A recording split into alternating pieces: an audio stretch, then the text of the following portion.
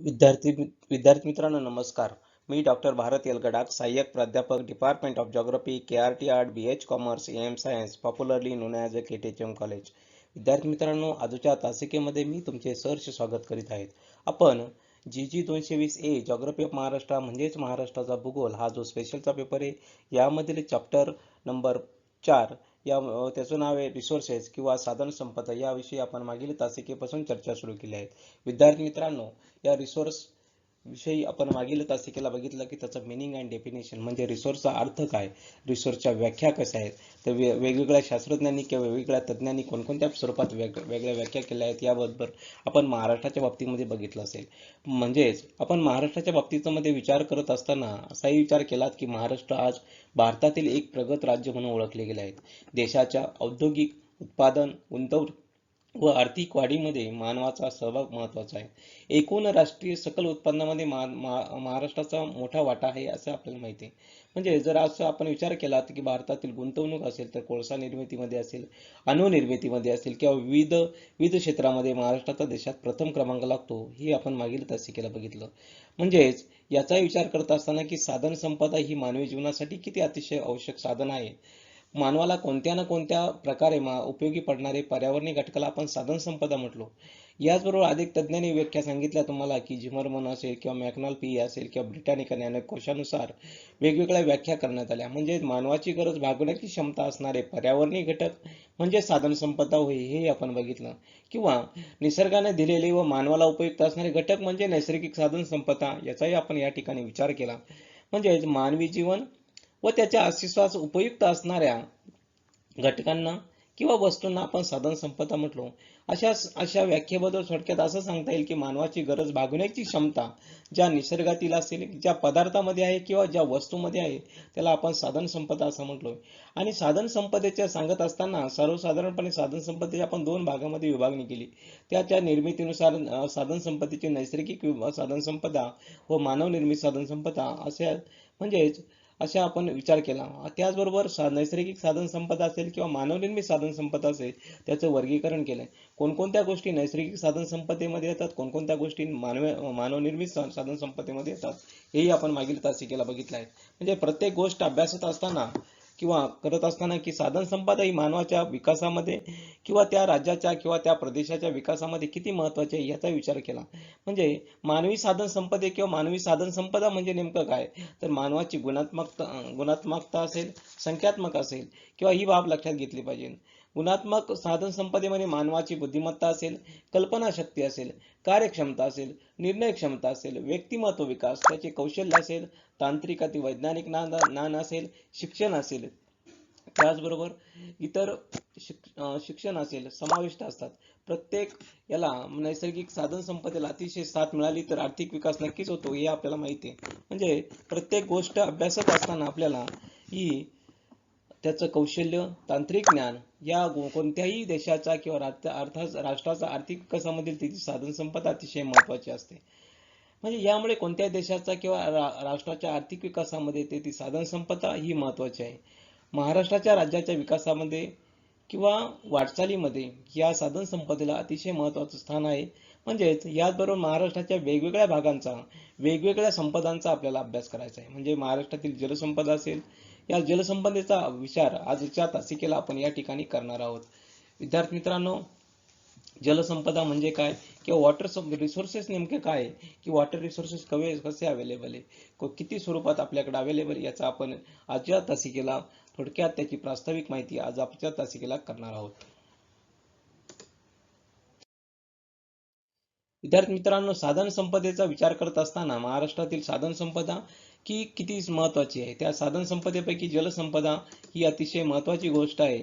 या जलसंपदेबाबत सांगत असताना जलसंपदा किती महत्त्वाची म्हणजे पृथ्वीवरील असणारी एक नैसर्गिक साधन संपदा म्हणून आपण त्याच्याकडे बघत असतो. म्हणजेच ही नैसर्गिक साधन संपदा अभ्यासत असताना किंवा ही जलसंपदा अभ्यासत असताना महाराष्ट्रामध्ये असेल किंवा कुठल्याही भागामध्ये असेल, कुठल्याही नदी असेल किंवा नदी असणारे जल असेल, किती मोठ्या प्रमाणावर महत्त्वाचं आहे याचाही आपण या ठिकाणी विचार केला पाहिजे. म्हणजेच किती भागामध्ये उदाहरणार्थ आपण जर केला तर महाराष्ट्रामध्ये कोणत्या भागामध्ये वर्षभर पाऊस पडत नाही, कुठेही काही कुठे म्हणजे 4 महिन्यातच शेती का असल्यामुळे त्या ठिकाणी उत्पादन मर्यादित येतं. अशा वेगवेगळ्या प्रकारच्या प्रत्येक समस्या आहेत. किंवा या असणाऱ्या संपदा किंवा जलसंपदा किंवा या जलसंपदा असणाऱ्या मानवाच्या वेगवेगळ्या समस्या सोडवण्यासाठीही त्या ठिकाणी प्रयत्न केला गेला आहे. म्हणजेच प्रत्येक गोष्टीचा अभ्यासत असताना त्या ठिकाणी असणारे जलसिंचन असेल किंवा साधनसंपत्ती असेल, या प्रत्येक साधनसंपत्तीचा त्या ठिकाणी चांगल्या प्रकारे विचार केला गेला आहे असं आपल्याला वाटतं. म्हणजेच त्या त्या प्रदेशाची असेल किंवा महाराष्ट्राची असेल, जलसंपदेला अतिशय महत्त्वाचं असते. म्हणजे प्रत्येक गोष्ट किंवा प्रत्येक समस्या सोडवण्यासाठी जलसंपदा किंवा जल ही महाराष्ट्रातील असणारी जलसंपत्ती ही या महाराष्ट्रातील लोकजीवनाला नक्कीच त्या ठिकाणी परिवर्तनासाठी किंवा विकासासाठी प्रयत्न करत असते असं आपल्याला सांगता येईल. म्हणून पुढे आपण बघत असताना प्रथम बघूया आपण प्रास्ताविक. विद्यार्थी मित्रांनो, जलसंपदा ही एक पृथ्वीवरील सर्वात महत्त्वाची नैसर्गिक साधन संपदा आहे. हे आपल्याला माहिती आहे की जर आपण पृथ्वीचं जर विभाजन केलं, पृथ्वीच्या विभाजनामध्ये आपल्याला माहिती आहे की 71% भाग हा जलसंपदेने किंवा जलाने व्यापलेला आहे. म्हणजे 71% भाग हा पाण्याने व्यापला आहे आपल्याला माहिती आहे. म्हणजे एकूण जलसंपदेने व्यापला आहे असंही आपल्याला या ठिकाणी म्हणू शकतो. म्हणजे राहिलेला 29% भाग हा भूभागाने व्यापला आहे असंही आपल्याला सांगता येईल. म्हणजेच जलसंपदा किती मोठ्या प्रमाणात अवेलेबल आहे आपल्याला ह्या ठिकाणी दिसून येईल की आता जर ह्याप्रमाणे जर आपण विचार केला की जलसंपदा ही पृथ्वीवरील सर्वात महत्त्वाची आणि नैसर्गिक साधनसंपदा आणि त्यामुळे किती महत्त्वाची आहे असंही आहे. म्हणजे निसर्गाने हे आपल्याला सांगितलं आहे की निसर्गाने सांगितलं की जलसंपदा ही अतिशय महत्त्वाची घटक या ठिकाणी आपल्याला नमूद करता येईल. म्हणजेच आता या ठिकाणी पुढे गेल्यानंतर आपल्याला असंही सांगता येईल की मानवी जीवनामध्ये पाण्याला महत्त्वाचे स्थान देण्याचं कार्य हे महत्त्वाचे स्थान आहे. जेवढं मानवाला हवेनंतर सर्वात महत्त्वाची गोष्ट लागत असेल तर ती पाणी आहे. म्हणजे पाणी हे मानवा जीवनामध्ये अतिशय महत्त्वाचे स्थान आहे.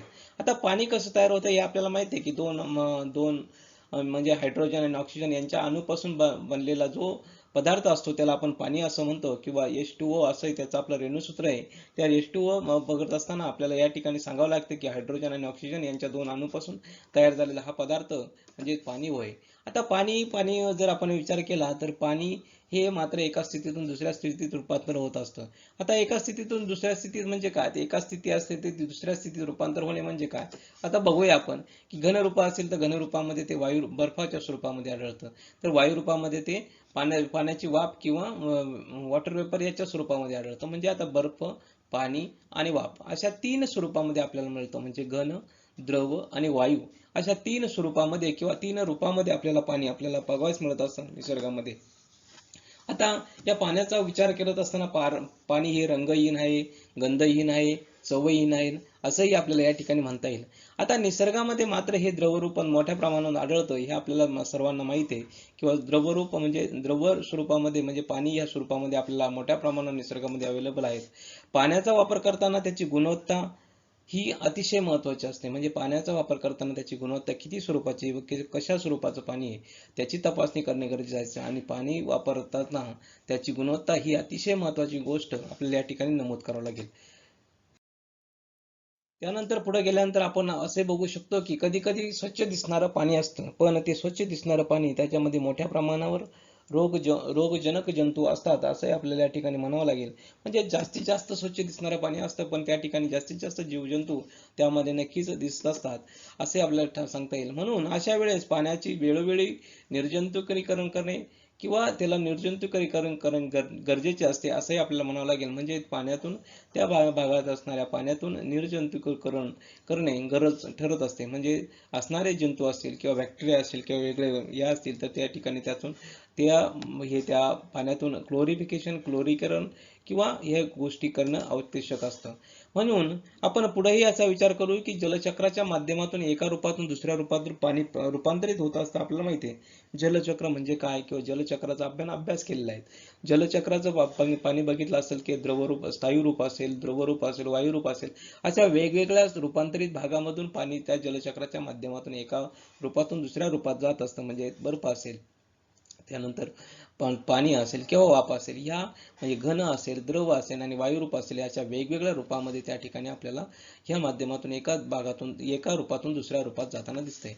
आता पाणी हे एक साधन संपदा म्हणून जर विचार केला तर त्याची गुणवत्ता ही अतिशय महत्त्वाची मानली जाते. जर त्याची गुणवत्ता जर चांगली नसेल तर त्या ठिकाणी पाण्याला अतिशय महत्त्वाचं स्थान द्यावं लागेल. म्हणजे पाणी जर चांगल्या प्रकारचे असेल तर त्याची गुणवत्ता ही नक्की चांगली असू शकते असं म्हणून.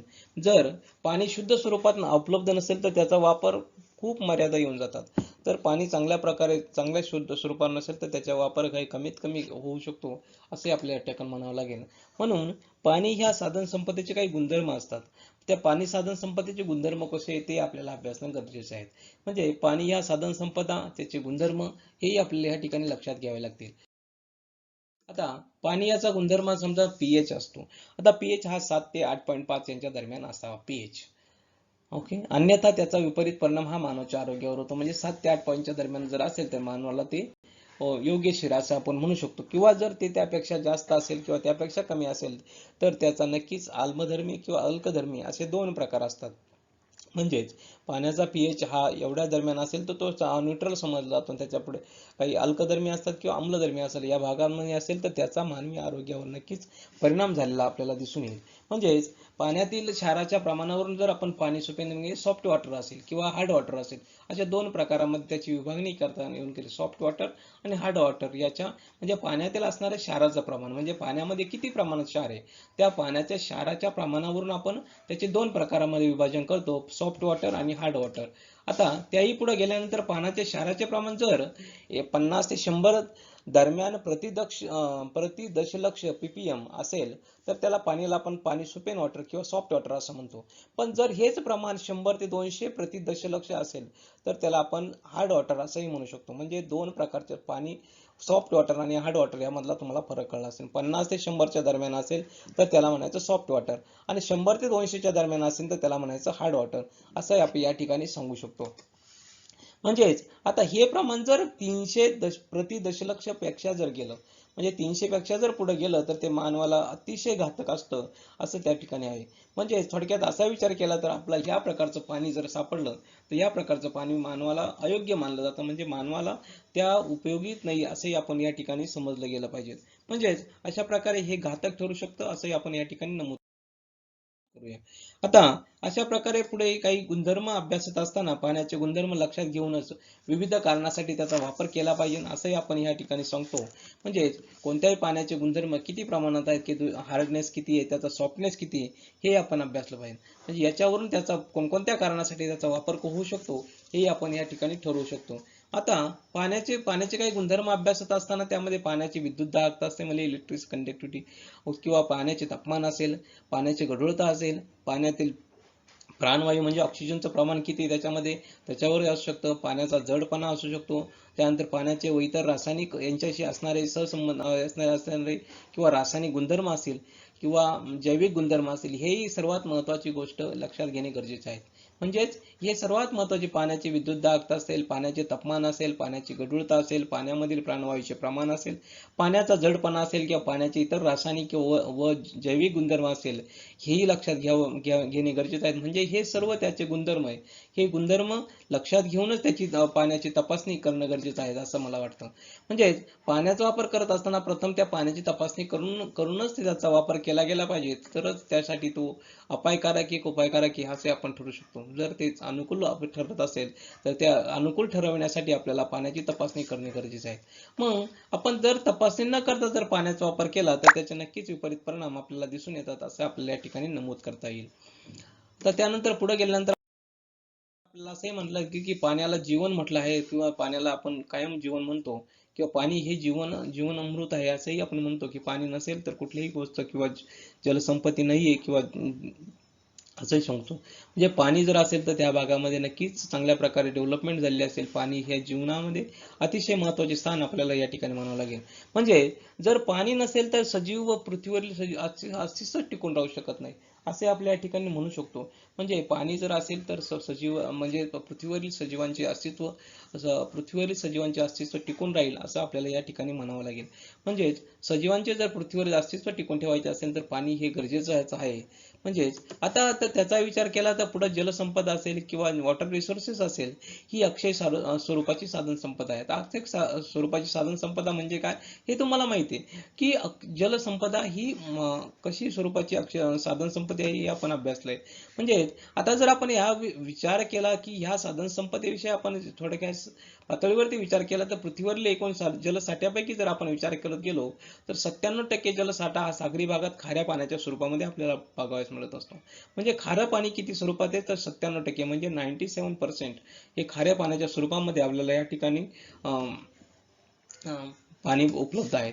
आता फक्त त्यापैकी 3% पाणी हे गोड्या स्वरूपाचे म्हणजे गोड्या पाण्याच्या स्वरूपामध्ये म्हणजे जे पिण्यालायक असा स्वरूपामध्ये थोडक्यात सांगता येईल. जर हे 3% उपलब्ध आहे.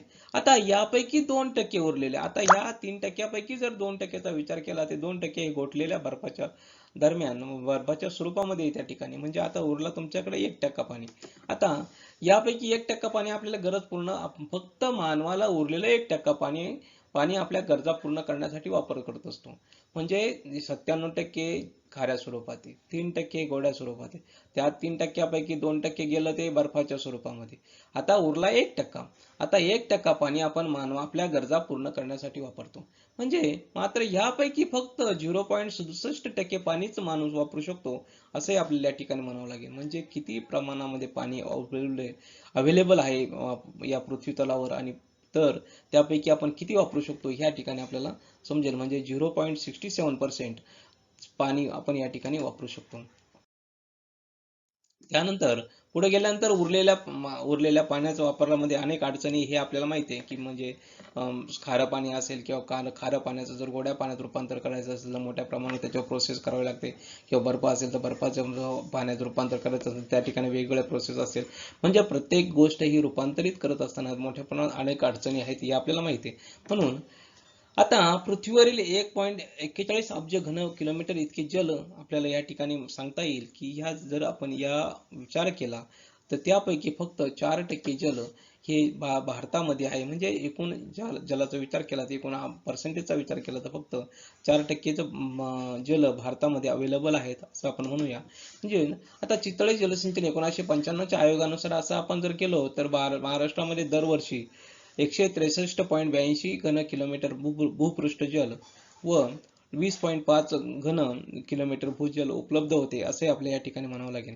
म्हणजेच या महाराष्ट्रामध्ये 163.82 घन किलोमीटर भूपृष्ठ जल म्हणजे भूपृष्ठावर पडणारं आणि किलोमीटर एवढं भूजल या ठिकाणी उपलब्ध होतं असं आपण या ठिकाणी म्हणू शकतो. म्हणजे पडणारा पाऊस असेल किंवा नद्यांनी वाहून आणलेलं पाणी असेल या सर्वांचा विचार केल्यानंतर आता या दोन्ही जलापैकी 139.227 घन दशलक्ष घनमीटर पाणी एवढं उपलब्ध या ठिकाणी होतं असं आपण या ठिकाणी म्हणू शकतो. म्हणजे थोडक्यात असंही आपण विचार केला की किती मोठ्या प्रमाणात या ठिकाणी पाणी उपलब्ध होऊ शकतं याचाही आपल्याला या ठिकाणी अंदाज येऊ शकतो. आता जलसंपदा असेल किंवा मानवाच्या अन्न वस्त्र निवारा ह्या मानवाच्या गरजा आहेत. आता या मानवाच्या गरजा ह्या जलसंपदाच्या मार्फतच उपयोगी पडत असतात. म्हणजे मानवाच्या अन्न वस्त्र निवारा ह्या गरजा जर पूर्ण करायच्या असेल तर जल ही अतिशय महत्त्वाची गोष्ट आहे. म्हणजे जलसंपदा नसेल तर या मानवाच्या अन्न वस्त्र निवारा ह्या गरजा आपण पूर्ण करू शकत नाही किंवा पूर्ण करण्यासाठी वेगवेगळ्या प्रकारच्या मर्यादा येऊ शकतात. आता आता पाण्यामुळे काय होऊ शकतं तर पाण्यामुळे आपल्याला शेती असेल, धान्य असेल, फळे असेल किंवा भाजीपाला असेल उत्पादन घेता येतं आणि त्यामधून आपल्याला अन्नाची गरज पूर्ण करता येऊ शकते. म्हणजे थोडक्यात पाण्यामुळेच आपल्याला पहिली अन्नाची गरज आपण या ठिकाणी भागवू शकतो असंही आपल्याला या ठिकाणी म्हणता येईल. त्यानंतर पुढे गेल्यानंतर आपण रेशीम उद्योग असेल किंवा कापूस उद्योग असेल यासारख्या आपल्याला अनेक उत्पादनापासून वस्त्र तयार करावे लागतात. पण कधी कधी असंही आपण म्हणू शकतो की कधी कधी सजीवांच्या माध्यमातून आपण लोकर तयार करत असतो किंवा मेंढीसारखे असेल किंवा इतर प्राणी असेल किंवा वेगवेगळ्या भागामध्ये असणाऱ्या त्या माध्यमातून आपण लोकर तयार करतो आणि ह्या सजीवांना जर त्यांचं अस्तित्व टिकून ठेवायचं असेल किंवा सजीव जर जिवंत ठेवायचे असेल तर त्यासाठी त्यांना पाण्याची आवश्यकता लागत असते किंवा पाण्याचे अधिक महत्त्व त्या ठिकाणी आहे असे आपण म्हणू शकतो. किंवा आपण आता मानव आपली निवारा करण्यासाठी आता हे सांगितलं तुम्हाला की मानवाच्या निवारा असेल किंवा वस्त्र असेल त्यासाठी असणारे त्यासाठी ही पाण्याची गरज आहे. आता मानवाचा निवारा ही गरज जर पूर्ण करायची असेल तर मोठ्या प्रमाणात जंगलातील लाकूड तोड असेल, विटा असतील किंवा माती असेल, सिमेंट असेल इत्यादी वापर करायचा असेल तर ह्या इत्यादी वापर करत असताना त्यालाही पाण्याची गरज प्रत्यक्षपणे किंवा अप्रत्यक्षपणेचा पाण्याचा वापर त्या ठिकाणी करावाच लागतो. म्हणजे प्रत्यक्ष ठिकाणी गोष्ट असतील किंवा अप्रत्यक्ष ठिकाणी असेल तर त्या ठिकाणी प्रत्येक ठिकाणी म्हणजे प्रत्येक गरज आली तर त्या ठिकाणी पाणी आलं असं आपल्याला या ठिकाणी नमूद करता येईल. म्हणजेच ह्याही पुढे गेल्यानंतर आपण जर घरं बांधणी असेल किंवा इमारती बांधकामात असेल पाण्याला सध्या तरी पर्याय नाही असं आपण सांगू शकतो. म्हणजे पाणी असेल तरच त्या ठिकाणी घरं बांधू शकतो किंवा इमारती बांधू शकतो असं आपण ठेवू शकतो. म्हणजेच मानव आपले आरोग्य चांगल्या राहण्यासाठी नियमित पाणी पितो असं आपण या ठिकाणी म्हणतो. म्हणजेच शरीरामध्ये जवळपास आपण जर विचार केला तर 65 ते 70% दरम्यान आपल्या शरीरामध्ये पाणी आढळते. आता काही पुढे गेल्यानंतर आपण माहिती आहे की आपल्याला वेगवेगळ्या उपयोगासाठी पाण्याचा वापर केला पाहिजे. म्हणजे मानव पाण्याचा वापर मोठ्या प्रमाणात पिण्याबरोबरच असेल, अन्न शिजवण्यासाठी असेल, कपडे किंवा भांडी धुण्यासाठी किंवा वैयक्तिक स्वच्छतेसाठी नक्कीच वापर करत आलाय. त्याचबरोबर पुढे गेल्यानंतर म्हणजे अशा वेगवेगळ्या स्वरूपामध्ये पाण्याचा वापर ह्या मानवाने केलेला आहे असं आपल्याला माहिती आहे. आता शेतीसाठी सर्वात महत्त्वाची गोष्ट आहे ही पाणी हे अतिशय महत्त्वाचा भाग आहे. जर शेतीसाठी पाणी नसेल तर शेती ही प्रतिकूल परिस्थिती म्हणजे शेती येऊ शकत नाही. तर त्याप्रमाणे शेतीसाठी ही पाणी हा अतिशय महत्त्वाचा घटक आपण या ठिकाणी ठरवत असतो. म्हणजेच जलसिंचनाद्वारे असेल किंवा पावसाच्या पाण्यामुळे आपण शेती करणे शक्य होते. म्हणजे जर पाणी नसेल तर शेती होऊ शकत नाही. म्हणजेच प्रत्येक गोष्ट ही पाण्यावर अवलंबून आहेत असे आपल्याला या ठिकाणी नमूद करावं लागेल. म्हणजेच आता त्याचबरोबर पुढे गेल्यानंतर असंही आपल्याला म्हणतात की सर्वच उद्योगधंद्यामध्ये म्हणजे कोणताही उद्योगधंदा असेल तर प्रत्येक उद्योगधंद्यामध्ये मोठ्या प्रमाणात पाण्याचा वापर हा करावाच लागतो आणि तो पाण्याचा वापर केल्यामुळेच तरच त्या ठिकाणी तो उद्योगधंद्याला चांगल्या प्रकारे होऊ शकतं असं आपण म्हणू शकतो. किंवा कृषी आधारित उद्योगधंद्यामध्येही किंवा कोणत्याही उद्योगधंद्यामध्ये असेल तर पाण्याचा वापर हा मोठ्या प्रमाणात करावाच लागतो किंवा केला जातो. त्यामध्ये रासायनिक उद्योग असेल, ऊर्जा निर्मिती उद्योग असेल, लोह उद्योग असेल किंवा लोह पोलाद निर्मिती उद्योग असेल, रासायनिक किंवा खत निर्मिती उद्योग असेल, रंग निर्मिती उद्योग असेल, कापड उद्योग असेल, औषध निर्मिती उद्योग असेल, चर्म उद्योग असेल किंवा या सर्व उद्योगांमध्ये मोठ्या प्रमाणात पाण्याचा वापर हा गरजेचा आहे. म्हणजे पाणी हा किती महत्त्वाचा गरज आहे किंवा पाण्याचं महत्त्व किती आहे आपण या ठिकाणी सांगू शकतो. म्हणजे पाण्याला जास्तीत जास्त मोठ्या प्रमाणात महत्त्व प्राप्त झालेलं आहे. म्हणजे पाणी जर नसेल तर कुठलाही घटक किंवा कुठलाही गोष्ट अशक्य आहे असं आपण या ठिकाणी म्हणता येईल. म्हणजेच जलवाहतुकीसाठी असेल किंवा पर्यटनासाठी असेल पाण्याचा वापर अलीकडच्या काळामध्ये मोठ्या प्रमाणात झाला आहे असं आपल्याला या ठिकाणी म्हणावं लागेल. म्हणजे थोडक्यात असं आपण या ठिकाणी सांगू शकतो की पाण्याचा वापर म्हणजे वापरावरून पाण्याचं महत्त्व किंवा पाण्याची आवश्यकता कशी आहे आपण या ठिकाणी बघितलं. म्हणजे प्रत्येक गोष्ट असेल मानवाच्या अन्न, वस्त्र, निवारा या गरजेपासून तर वेगवेगळे उद्योगधंदे असेल किंवा वेगवेगळ्या असणारे घटकापर्यंत पाणी अतिशय महत्त्वाचं असं म्हणजे जलवाहतुकीसाठी असेल, पर्यटनासाठी असेल अशा वेगवेगळ्या भागामध्ये पाणी असेल तर त्या ठिकाणी ह्या सर्व गोष्टी साध्य करणं शक्य आहे असं आपण या ठिकाणी म्हणू शकतो. म्हणजे थोडक्यात पाण्याला किती महत्त्व आहे किंवा जलसंपदेला किती महत्त्व आहे हे आपण यावरून सिद्ध करू शकतो. आता थोडक्यात आपण महाराष्ट्राकडे येऊया. आता महाराष्ट्राचा जर जलसंपदेच्या बाबतीमध्ये जर आपण विचार करत आलो, जलसंपदा ही महाराष्ट्रातील अतिशय महत्त्वाचा म्हणजे आर्थिक विकासामध्ये वाटा आहे. आपण आताच बघितलं की नैसर्गिक असणारे पाणी ह्या मानवाच्या प्रत्येक गोष्टीमध्ये कसा हातभार लावत आला आहे. म्हणजे त्या बाबतीत महाराष्ट्राच्या बाबतीतच जर विचार केला तर जलसंपदेचा आणि महाराष्ट्रातील आर्थिक विकासामध्ये सर्वात महत्त्वाचा वाटा हा जलसंपदेचा आहे असं आपण या ठिकाणी नमूद करूया. म्हणजेच अलीकडच्या काही वर्षांमध्ये महाराष्ट्राच्या वाढत्या लोकसंख्येमुळे किंवा मान्सूनच्या वेगवेगळ्या अनियमितपणामुळे पाण्याची जी समस्या आहे ती महाराष्ट्रामध्ये मोठ्या प्रमाणावर तीव्र बनत चालली आहे. आता तीव्र बनत चालली आहे त्याच्यामुळे महाराष्ट्रामध्ये असणाऱ्या या अनियमित पावसामुळे या समस्येवर उपाययोजनासाठी महाराष्ट्रातील माणसाने किंवा महाराष्ट्राने वेगवेगळ्या प्रकारच्या त्यावर उपाययोजनाही केल्या आहेत हे आपल्याला माहिती आहे. आता महाराष्ट्राची आजची जर गोष्ट बघितली महाराष्ट्राची आजची लोकसंख्या ही 23 कोटी एवढी आहेत. म्हणजे साधारणतः 2011च्या आकडेवारीनुसार जर विचार केला तर या ठिकाणी असं आपल्याला सांगता येईल. आता महाराष्ट्राच्या एकूण क्षेत्रफळाचा जर विचार केला तर 30.8 दशलक्ष हेक्टर्स हे आहेत आपण हे माहिती आहे. आता त्यानंतर पुढे गेल्यानंतर महाराष्ट्राचे राज्याचे वार्षिक पर्जन्यमान साधारणपणे वार्षिक पर्जन्यमान आपण जर विचार केला तर 400 मिलीमीटर पेक्षा ते 6000 मिलीमीटरच्या दरम्यान आहे असे आपल्याला म्हणता येईल. म्हणजे जर राज्याच्या सरासरी पर्जन्यमानाचा जर विचार केला तर 1067 मिलीमीटर, तर मात्र हे समान वितरण आहे. कारण का कोकणामध्ये सरासरी जर आपण विचार केला तर 3161 मिलीमीटर, तर मराठवाड्यात गेलो आपण तर 626 मिलीमीटर इतकाच पाऊस त्या ठिकाणी पडला आहे. सरासरी पाऊस पडतो असं आपण म्हणू शकतो.